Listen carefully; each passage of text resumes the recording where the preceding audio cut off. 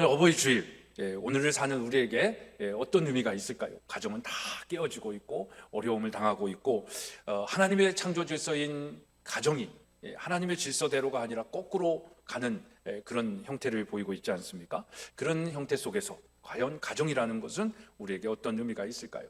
요즘은 젊은 친구들은 가정을 이루려고도 하지 않습니다. 가정을 이루고 싶어도 이루지 못하는, 또 형편에도 있고 가정을 이뤘다 할지라도 자녀를 낳지 않겠다라고 하는 그런 젊은 세대들을 보고 있지 않습니까? 그런 차원에서 이 가정이라는 것은 우리에게 어떤 의미가 있을까라고 생각을 해보고, 또 그 가정의 가장 핵심이 되어지는 분은 누굴까요?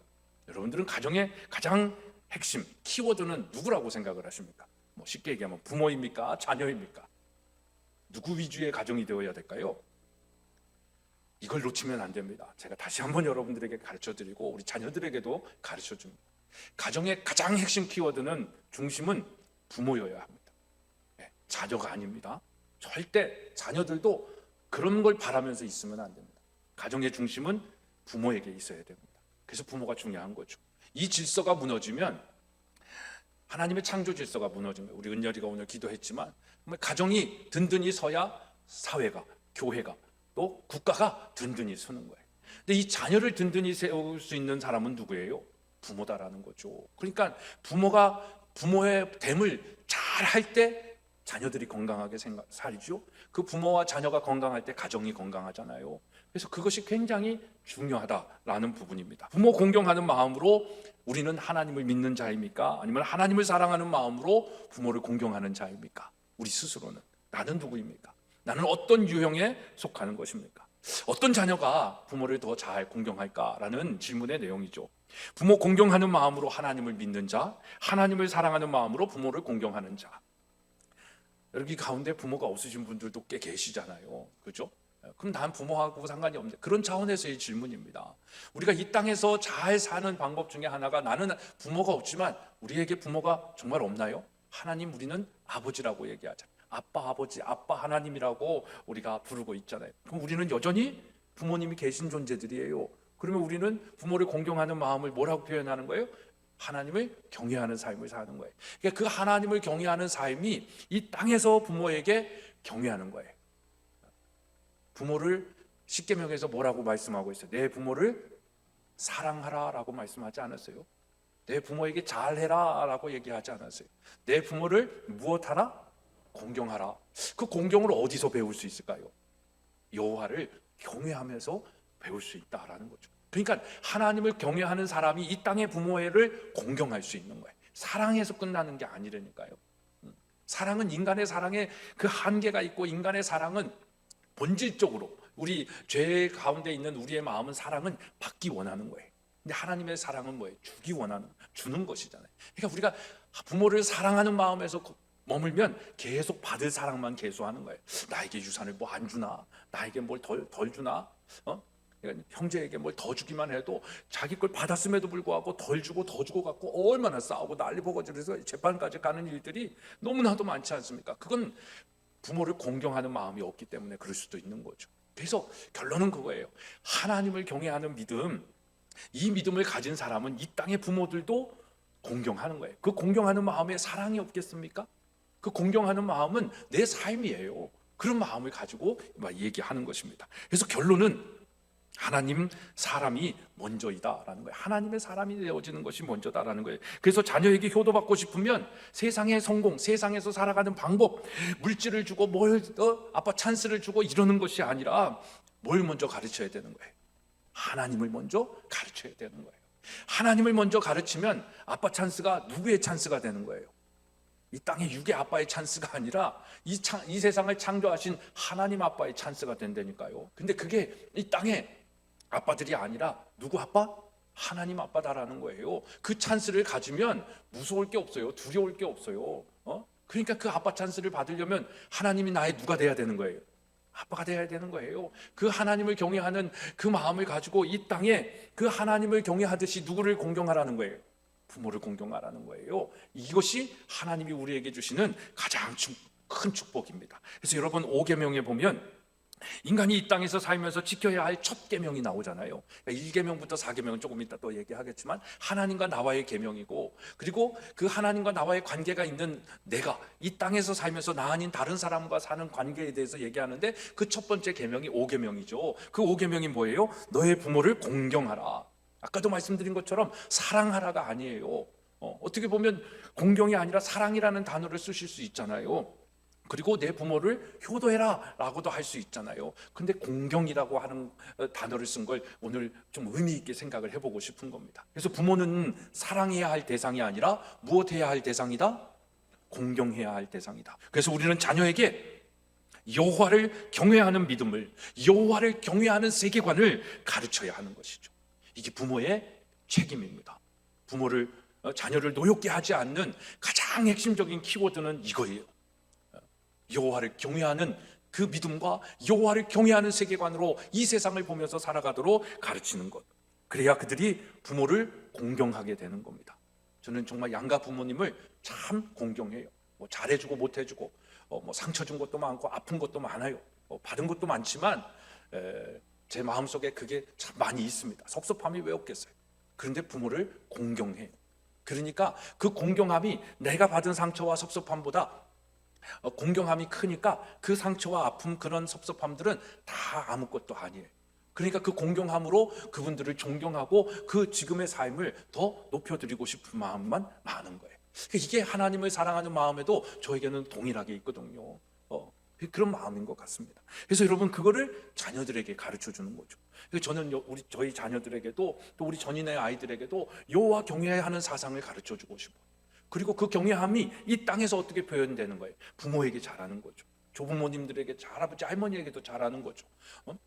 눈에 보이는 부모에게 못하면서 눈에 보이지 않는 하나님을 어떻게 잘할 수 있겠어요? 그러니까 부모를 공경하는 사람이 하나님을 또 잘 믿을 수 있다라고도 이야기할 수 있는 것입니다. 근데 이것이 부모가 가르쳐 지키게 해야 되는 거고, 자녀들이 순종해야 되는 것이죠. 이것이 아름다운 세상이에요. 이게 하나님의 창조 질서인 것입니다. 근데 오늘날 안타까운 현실은 뭐예요? 이 하나님의 창조 질서가 다 무너진 거예요. 뭐가 무너졌기 때문에 다 무너졌다고 제가 표현할까요? 가정이 무너졌기 때문에 다 무너졌다라고 단언해서 얘기할 수 있는 것입니다. 정말 먹고 마심의 문제가 아니라 가정은 정말 행복한 곳이어야 되거든요. 근데 지금은 가정이 무너졌다니까요. 가정이 무너진 이유는 뭘까요? 여호와를 경외하는 가정이 안 돼서 그래요. 여호와를 경외하는 가정에 주시는 하나님의 축복을 받아 누려야 되는데, 그 하나님의 축복을 받아 누리지 못하기 때문에 가정이 무너진 것입니다. 여러분, 어버이날입니다. 우리는 자녀에게 인사도 받고 선물도 받고 맛있는 음식도 함께 나눠야 되지만, 정말 어버이날이 대접받는 날이기도 하지만, 나는 어버이로서 잘하고 있는 어버이인가? 라는 걸 한번 생각해 보는 그런 또 시간이었으면 좋겠습니다. 나는 여호와를 경외하는 삶을 살고 있으면서 자녀들이 어버이를 공경할 수 있는 삶을 살게 하고 있는지, 나를 지으시고 창조하신 이가 하나님이심을 믿는 아버지고 엄마인지, 나를 위해 죽으시고 다시 사신 예수 그리스도를 구주로 영접하고 그분으로 내 삶에 충만한 삶을 살고 있는지. 이것은 뭘 말하는 거예요? 모든 삶의 영역에서 하나님의 왕권과 주권을 인정하며 주의 말씀대로 사는 것, 이게 여호와를 경외하는 삶이거든요. 주님이 하시는 말씀을 듣고 순종하며 따르는 삶을 오늘 우리는 살고 있는지, 그 부모됨의 삶을 자녀들에게 가르쳐 지키게 하고 있는지, 어버이날 우리는 한 번 더 생각을 해봐야 되는 것이죠. 그걸 잘한 부모들이 오늘 자녀들에게 대접받으라고 하는 날인지도 모르겠어요. 그것도 안 하고 낳은 것만 것으로 대접받으려고 하니까 왜 날 낳았어? 이런 얘기를 들을 수 있잖아요.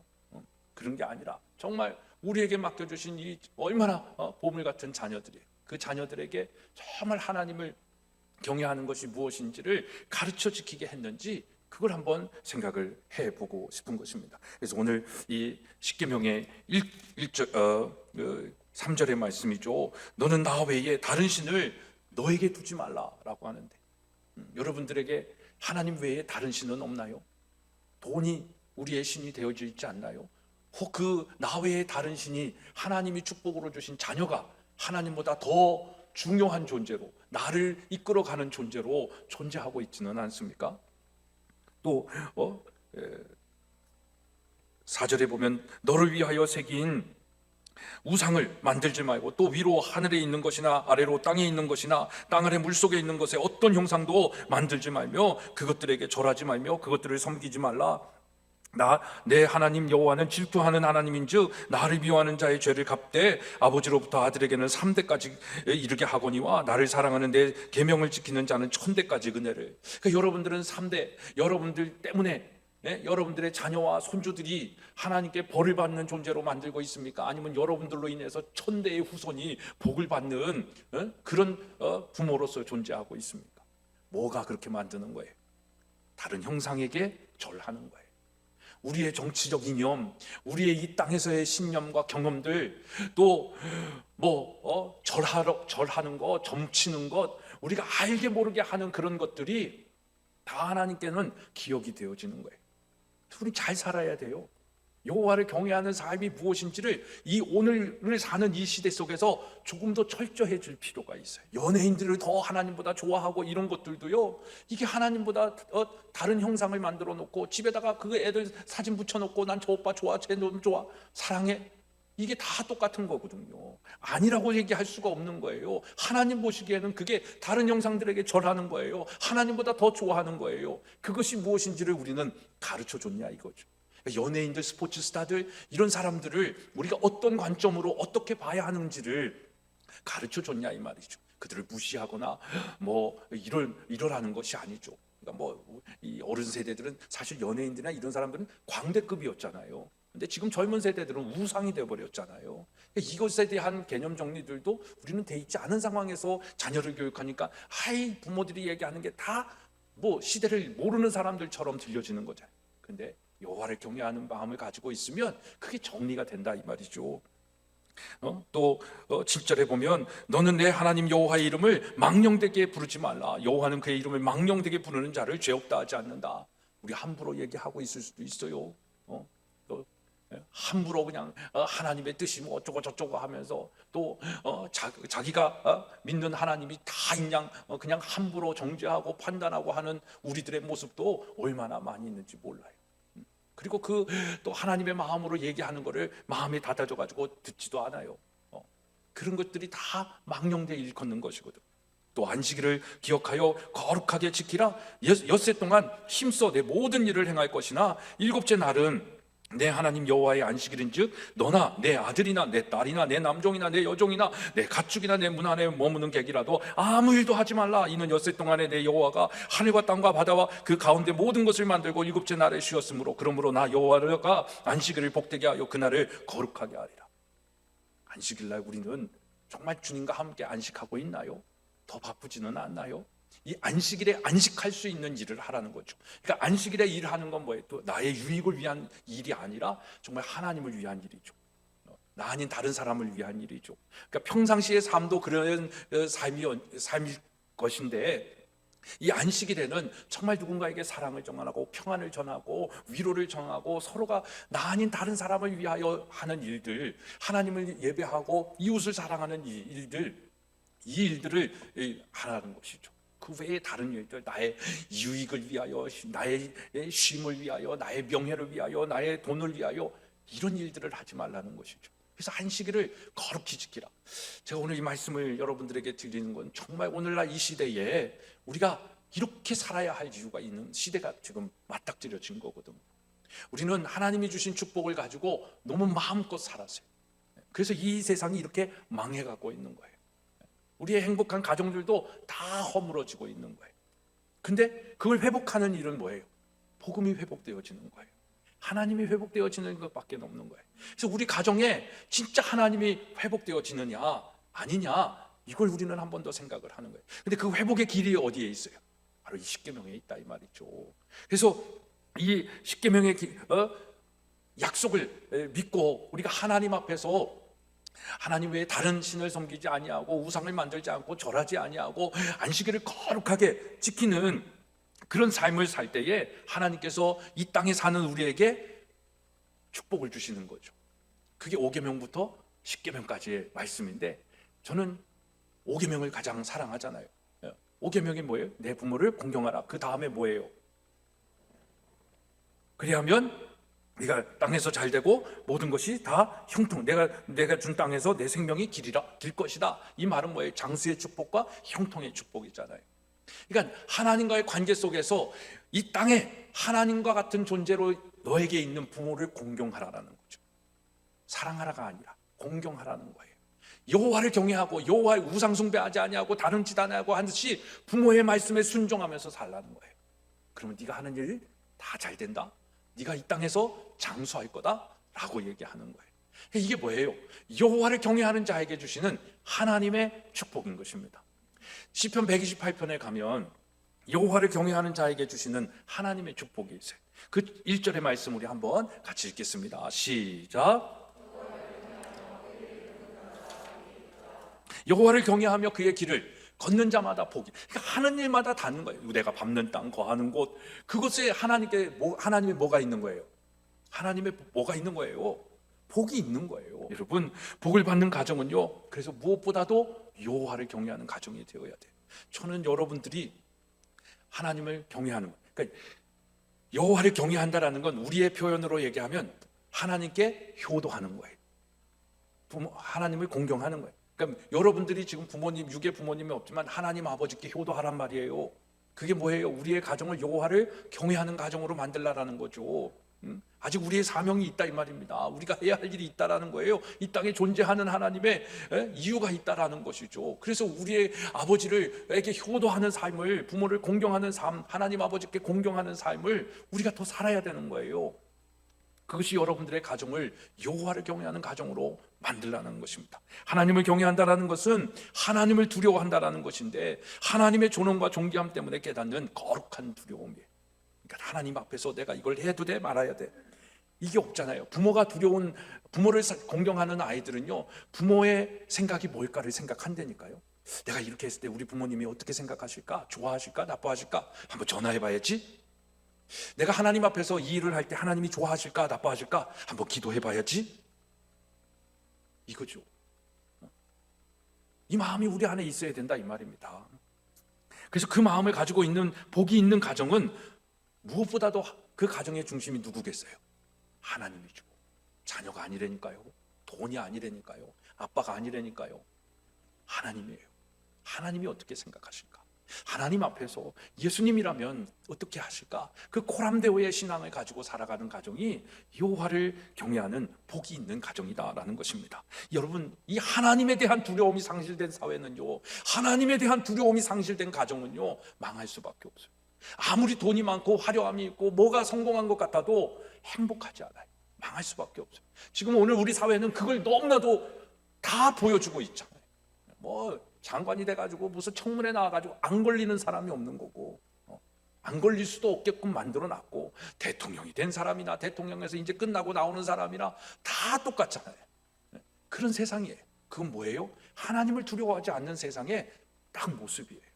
하나님의 존재를 인정하지 않고 두려워하지 않는 세상은 이렇게 혼란스러울 수밖에 없어요. 평안이 없어요. 너무 힘들어요. 너무 괴로워요. 뉴스를 쳐다보고 싶지도 않은 세상이 돼버렸어요. 뭔가 희망이, 오늘은 좀 뉴스 속에서 뭔가 좀 좋은 얘기가 있을 수 없을까? 뭔가 사람들이 더 좋은 게 나타나지 않을까? 정말 도찐 개찐이 그런 세상이에요. 근데 왜 이 세상이 이러냐라고 했을 때 여호와를 두려워하지 않아요. 하나님의 존재를 인정하지도 않아요. 그런 세상 속에 살고 있는 거예요. 그러니까 우리가 회복해야 되죠.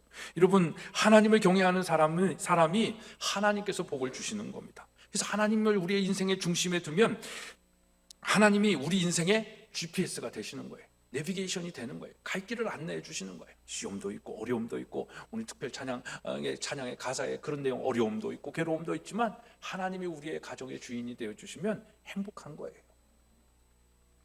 시편 119편 105절에 주의 말씀은 내 발의 등이요 내 길의 빛이다 라고 말씀하고 있습니다. 그래서 우리가 가야 할 길을 염려 없이, 두려움 없이 분명하게 도달하게 만들어 주신 거예요. 누가? 여호와를 경외하는 자에게 하나님께서 그렇게 하시는 것입니다. 그래서 여러분, 여호와를 경외하는 가정이 되면 여러분들이 복을 받는 데니까요.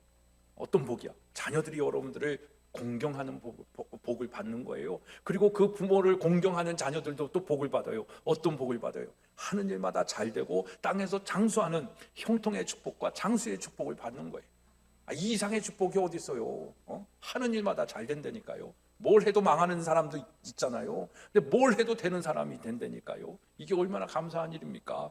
여러분, 그렇다면 하나님께서 주시는 복이 있는 그런 사람의 가정은 어떤 모습이냐? 시편 128편 2절에 너가 내 손이 수고한 대로 먹을 것이라 내가 복되고 형통하리라. 그러니까 여러분, 오늘 이 십계명에 하나님께서 말씀하시잖아요. 안식일을 기억하라는 말씀 속에 엿새 동안 힘써 너 모든 일을 행할 것이다 라고 얘기해요. 엿새 동안은 열심히 일하라는 거예요.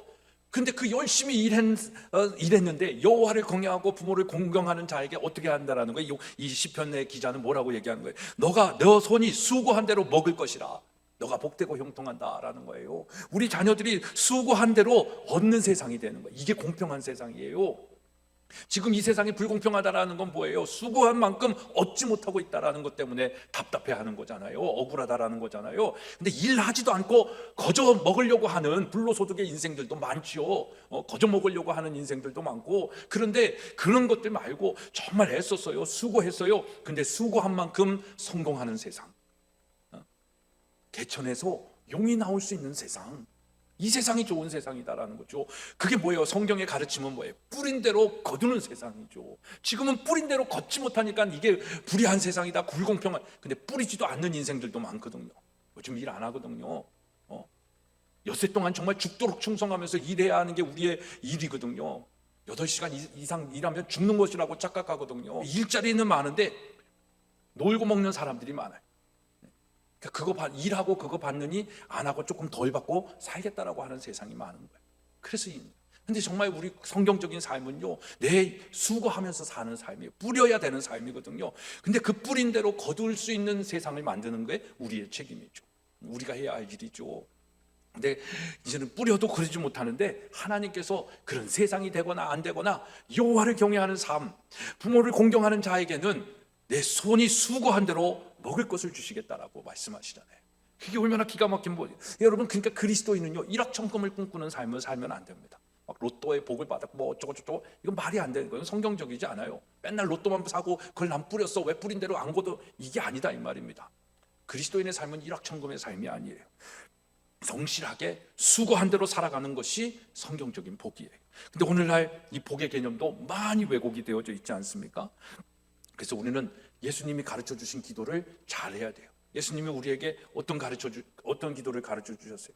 일용할 양식이죠. 날마다 우리에게 일용할 양식을 주시는 하나님께 감사하면서 사는 게 성경적인 삶이에요. 여호와를 경외하는 삶이에요. 그러니까 하나님 앞에서 코람데오의 삶을 사는 거죠. 일용할 양식을 우리에게 주시는 은혜가 얼마나 큰지를 아는 거예요. 그러니까 그 일용할 양식은 어떻게 주시는 거예요? 그냥 하나님이 감나무에서 감 떨어주면서 주는 게 아니에요. 내 수고한 대로 얻게 하시는 일용할 양식이거든요. 그 은혜가 우리에게 있다라는 것입니다. 전도서 3장 13절에 사람마다 먹고 마시는 것과 수고함으로 낙을 누리는 것이 하나님의 선물인 줄 또한 알았도다 라고 전도자도 이야기하는 것입니다. 여러분, 여호와를 경외하는 가정에 주시는 축복이 이런 것이죠. 오늘 어버이날 제가 이 말씀을 드리는 이유는요, 어버이로서 우리가 또 해야 할 일이 있다라는 것이죠. 이 여호와를 경외하는 가정을 만들고 그 가정에서 자녀들이 부모를 공경하게 만드는 것, 이게 make disciple입니다. 제자 삼는 거예요. 세례를 주고 가르쳐 지키게 하는 것 다른 게 아닙니다. 이걸 가르쳐 지키게 하는 거죠. 여호와를 경외하는 사상을 가르치는 거, 신앙을 가르치는 거고, 그 여호와를 경외하며 사는 삶이 부모를 공경하고 또 그 이후에 있는 십계명의 내용들을 지키며 사는 삶을 이야기하는 것입니다. 그런 가정이 되었을 때, 그 부모가 여호와를 경외하는 부모가 되었을 때 하나님께서 그 가정에 어떤 축복을 주셔요. 128편 3절로 4절의 말씀을 보면, 내 집 안방에 있는 내 아내는 결실한 포도나무 같으며 내 식탁에 둘러앉은 자식들은 어린 감람나무 같으리로다. 여호와를 경외하는 자는 이같이 복을 얻으리라 라고 얘기합니다. 열매가 가득가득한 거예요. 감람나무에도 열매가 있고 포도나무에도 열매, 하는 일마다 잘 되는 거예요. 뿌린 대로 열매가 나는 거예요. 뿌렸는데 열매가 없을 때가 얼마나 허무하고 허전해요. 아파요, 힘들어요, 괴로워요. 그런 인생이 되지 아니하도록 하나님이 복을 주신다라는 거예요. 하나님이 복을 주신다는 건 뭐예요? 그 인생을 책임져 주신다는 거. 어떻게? 하는 일마다 잘 되게, 형통하게, 장수하게, 건강하게 축복을 주신다라는 것 아니겠습니까? 여러분, 이 감람나무의 기름은요, 성경적으로는 우리가 신약 시대에 사니까 성경적으로 얘기하면 뭐냐면 성령 충만을 얘기하는 거예요. 그러니까 이 감람나무의 기름은 오늘날로 얘기하면 하나님께서 우리에게 성령으로 함께하여 주심을 이야기하고 있는 겁니다. 그러니까 우리가 여호와를 경외하면서 그렇게 살 때에 하나님께서 우리의 가정을 성령 충만한 가정으로, 성령의 열매가 주렁주렁 달리는 그런 가정으로 만들어 주신다라는 것이죠. 이게 얼마나 기가 막힌 축복입니까? 여러분, 이런 축복을 여러분과 자녀들은 받아 누리고 있습니까? 그렇지 못하다면 누구의 책임일까요? 자녀의 책임일까요? 부모의 책임일까요? 우리의 자녀들은 효도만 잘하는 자녀입니까? 아니면 부모를 공경하는 자녀입니까? 그 질문에 대한 답을 우리가 좀 가지면 좋겠어요. 그래서 자녀는 자녀대로, 부모는 부모대로 우리가 오늘 이 가정을 어떻게 여호와를 경외하는 가정으로 만들어서 부모가 또 복을 누리고 자녀가 복을 누리는 가정이 될지. 여러분, 우리는 이 땅에 고아와 같은 존재로 살고 있는지 몰라요. 근데 하나님께서 우리를 자녀 삼아 주셨잖아요. 이 자녀 삼아 주심을 우리가 누려야 하기 때문에 또 여호와 하나님께서 우리에게 허락하여 주신 부모를 공경해야 할 이유가 있다, 이 말입니다. 그래서 부모님이 계신 우리 성도님들은 정말 부모를 이젠 사랑하는 효의 개념이 아니라 여호와를 경외하는 개념으로 정말 부모를 공경해야 됩니다. 그러니까 모든 종교나 무슨 어떤 이쪽에서 얘기하는, 철학에서 얘기하는 효보다 가장 고차원의 효는 어디예요? 기독교다, 이 말입니다. 왜냐하면 여호와를 경외하는 사상으로 부모를 공경하기 때문에. 그래서 진정한 효는 여호와를 경외함을 통해서 나오는 거예요. 여호와를 경외하는 가정에게 주시는 그 축복을 받아들이는 저와 여러분이 되어지기를 소망하고 축복합니다.